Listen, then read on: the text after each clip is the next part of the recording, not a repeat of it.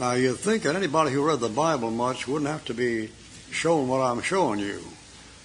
I don't know how much of the Bible you read and how much I've read, and I've read places there that make my hair stand on end. And all I've said is, the Lord said you want to reveal yourself to a man that trembles at my word. Well, I tremble at your word. What somebody read this Psalm 111, verse 10. Fear of the Lord is the beginning of wisdom. There it is. The fear of the Lord is the beginning of wisdom. If you don't learn to fear the Lord, you're not wise. You're saying, for the grace that taught my heart to what? Fear. Why do people always sing that and don't believe it? All these fellows tell you how to get saved. The only reason why you should get saved is because he just loves so much, he just misses you terribly. That is what got you saved. You got saved by getting your pants scared off, according to the book, and then you stand up and sing it.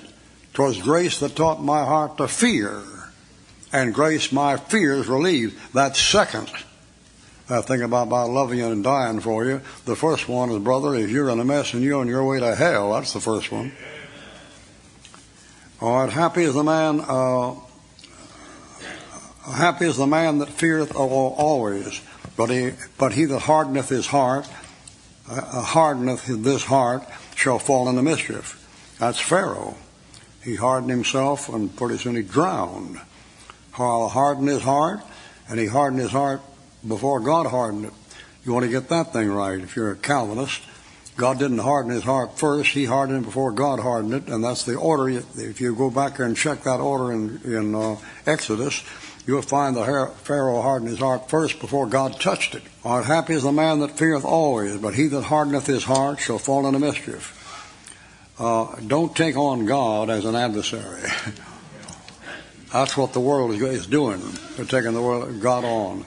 God said that land belongs to Abraham, Isaac, and Jacob, and their sons. The world said, no, it doesn't. It belongs to us, and part of it should be the popes, and part of it should be the Muslim Brotherhood. They're taking on God. They're hardening their heart. We're going to do it. You ain't going to do it. God's going to blow you to hell, boy. He's going to blow you off the map, and every time he mentions fire every time he mentions it. The Lord desires to gather the nations and assemble the kingdoms.